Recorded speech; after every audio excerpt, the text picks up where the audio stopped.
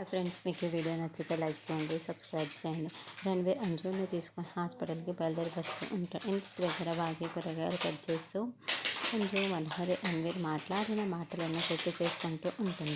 రణ్వీర్ మాట్లాడిన మాటలన్నీ వారు సైగలు చేసుకోవడం కూడా పదే పదే గుర్తు చేసుకుంటూ దీర్ఘంగా ఆలోచిస్తూ ఉంటుంది.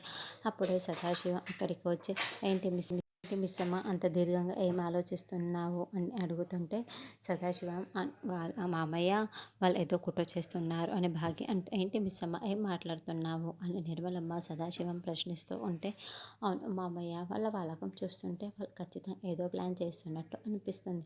అదేంటి అన్నది అర్థం కావటం లేదు అని భాగ్య చెబుతూ ఉంటుంది.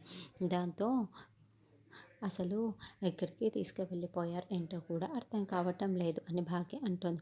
అంతగా ఆలోచించే బదులు ఒకసారి రణ్వీర్కి కాల్ చేయి మిస్ అమ్మ, తెలిసిపోతుంది అని నిర్మలమ్మ అంటుంది.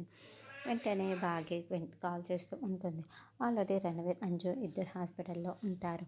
హలో, నేను మిస్ అమ్మని మాట్లాడుతున్నాను అని భాగ్య చెబుతుంది. చెప్పండి మిస్ అమ్మ గారు అని రణ్వీర్ అంటాడు.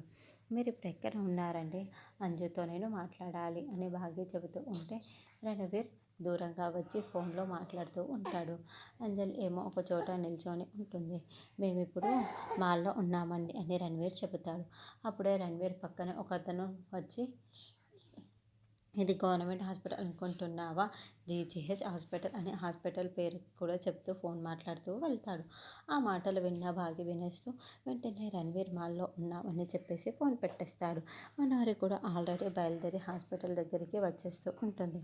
ఇక భాగ్యకి డౌట్ వచ్చేసి, ఇతనేమో మాల్లో ఉన్నాడని చెప్పాడు.